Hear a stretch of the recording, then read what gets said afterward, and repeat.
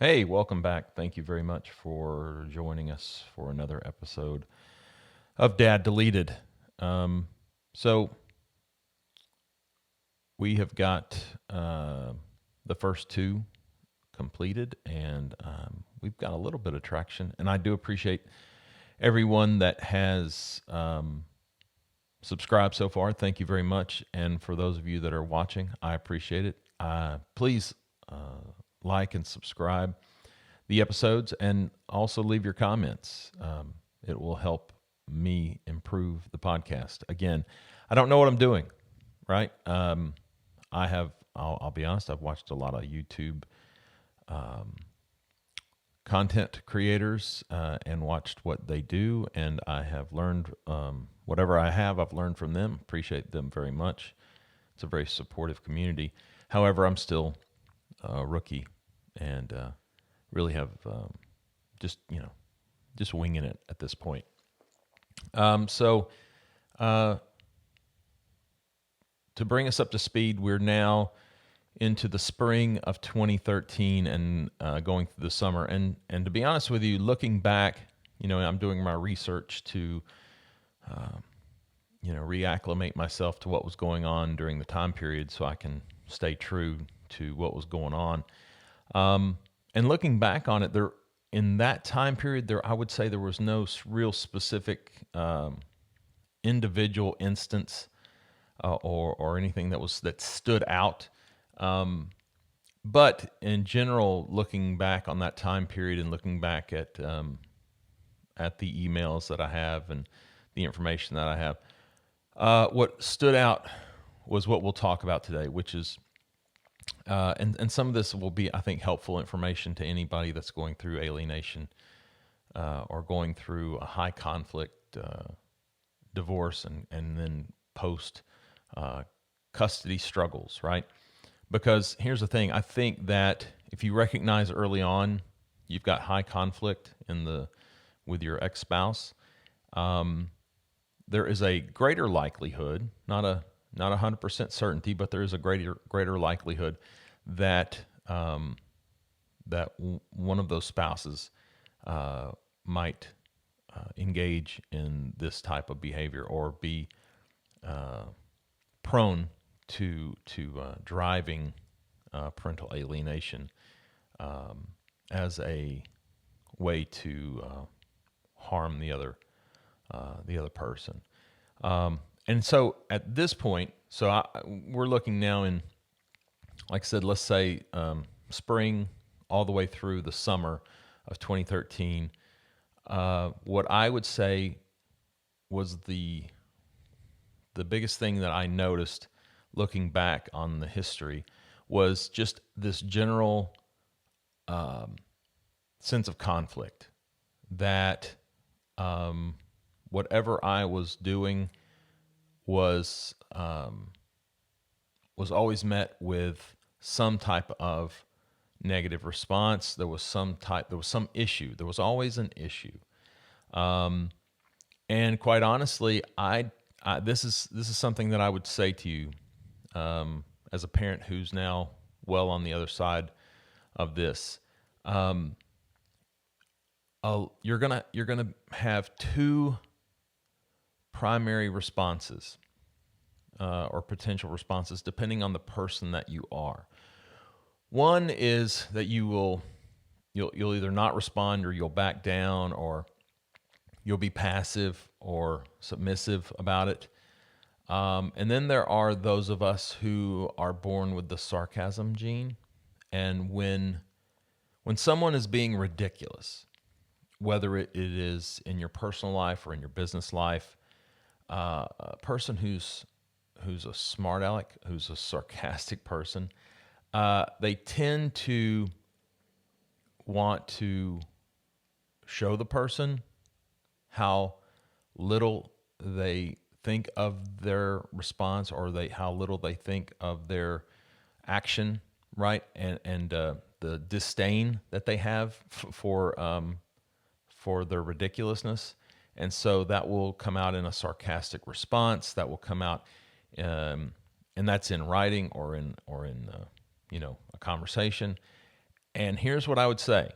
And by the way, that was me. I will take responsibility. I was far too sarcastic, and also far too every when you have a person who's coming back at you on being very nitpicky and being very by the book, right? The worst thing you can do, especially if that behavior is based in this kind of narcissistic or borderline personality disorder situation, that's the worst thing you can do, quite honestly, is to try and go tit for tat with that person. First of all, it's going to drive you insane. Second of all, it's going to take up as much time as you give it. That's just the truth. So, if a person who you have now split up, you've now divorced, the person that you divorced, if they are prone to parental alienating type behaviors, there's a reason for that. And the main reason is, like I said, you're not going to have a relationship with me, so you're not going to have a relationship with the kids. But part of that also is they don't want to release control. They don't want to release their whatever power that they think they had over you. They don't want to let you go, right? They don't want to let go of that relationship. And so what they will do is they will try oftentimes anything they can to keep you engaged with them. So, and this goes back quite honestly to, childhood.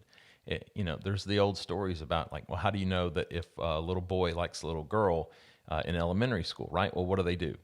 Well, they pull their hair, right? They pull their ponytail. That's a story, as old as time, right? That a boy will aggravate a girl, and that's his very immature way of letting the girl know that he likes her.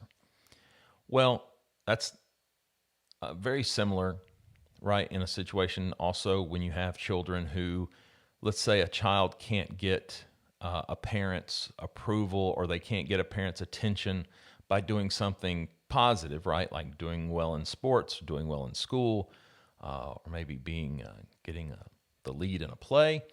And so then what will they do? Well, they'll act out in a negative way, right? So that then the parent then has to respond to them. And so they get that feedback, they get that interaction with the parent, even though it's for a negative reason, right? Well, it's no different with adults. We don't really change. We don't evolve into higher beings when we're in our 30s and 40s and 50s. I hate to break it to you, but we're pretty much the same animal, birth to death, as far as what our core is. And so a person who wants to get your attention, or they want to interact with you, and you don't want to engage with them otherwise, then they'll be negative. They'll do negative things to get you to engage. And so oftentimes you may see that in a situation where there's a divorce, and then one person starts to act very poorly or badly towards that other person.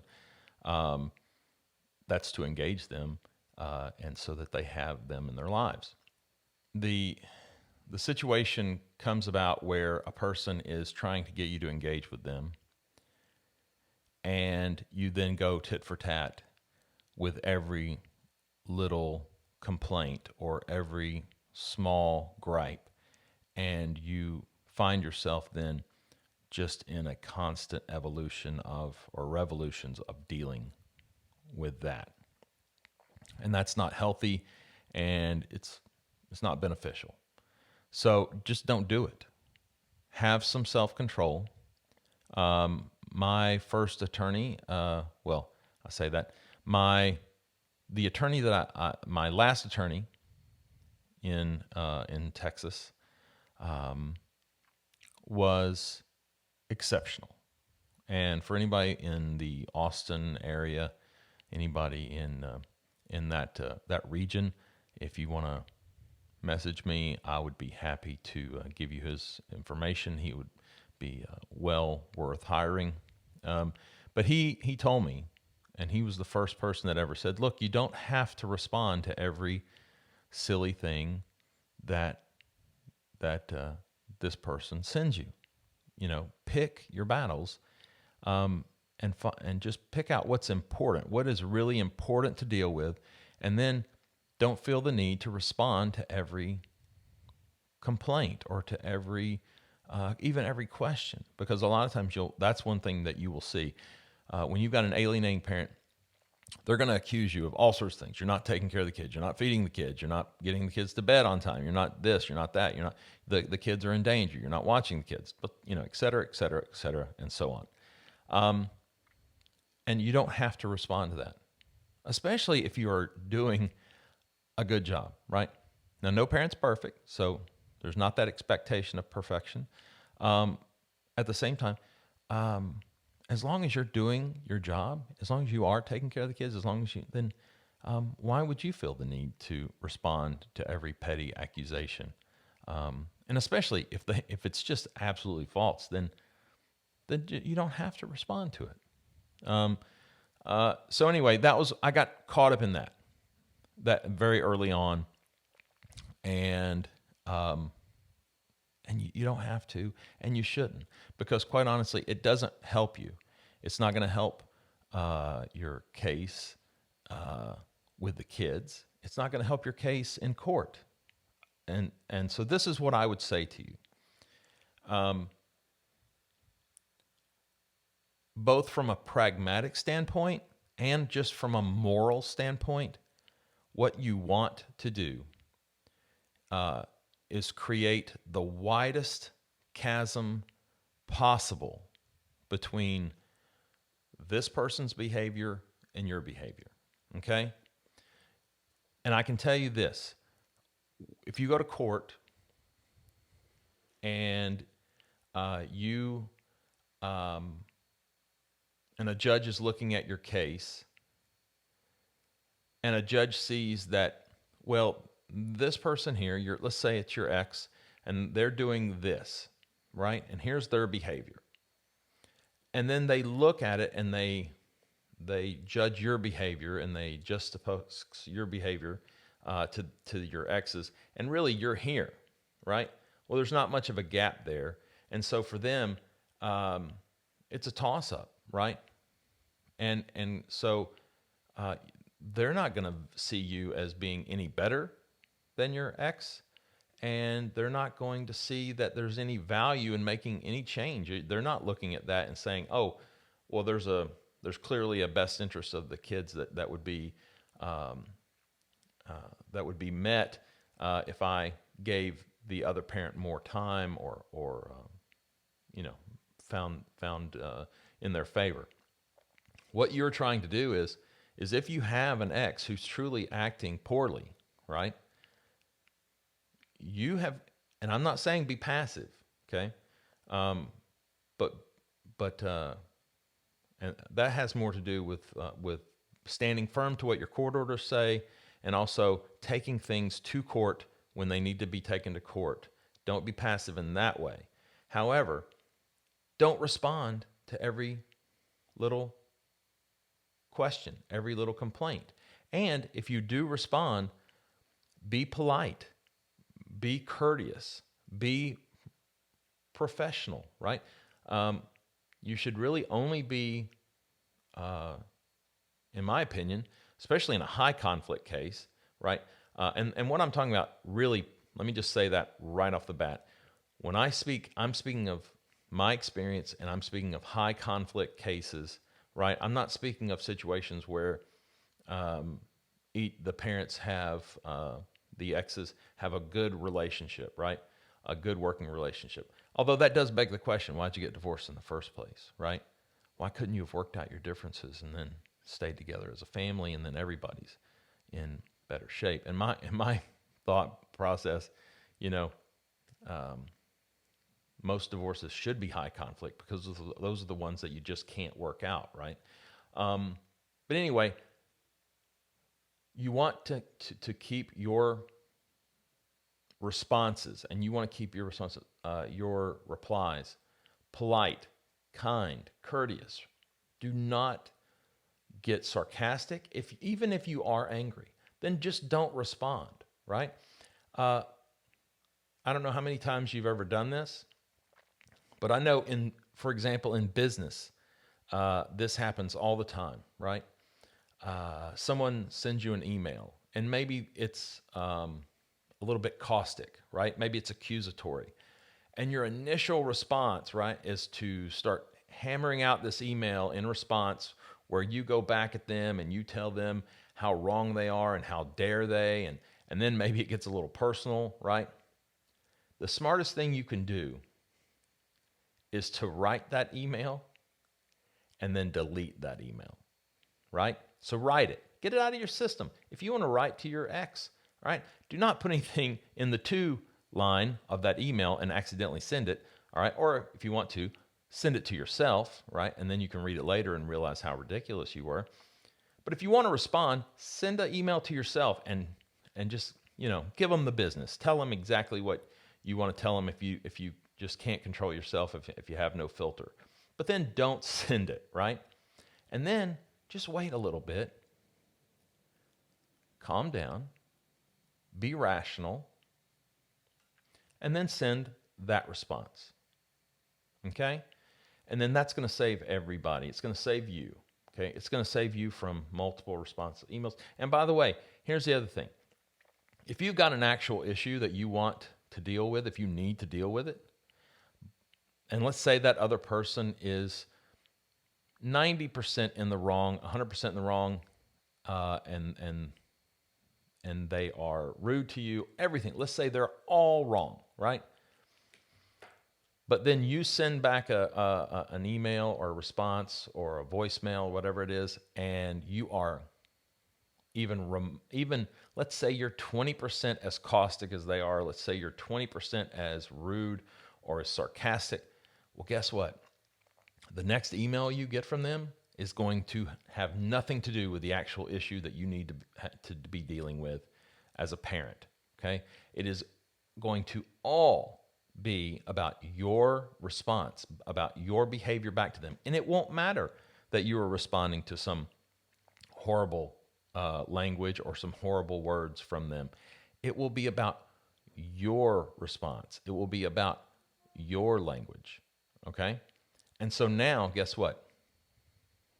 The thing that you needed to deal with, it's not going to get dealt with because we've moved on to focusing on your behavior and your response. You have now lost. You've lost the high ground morally, and you've lost the opportunity to actually potentially resolve the issue that you need to deal with. So just don't do it, okay? Take my advice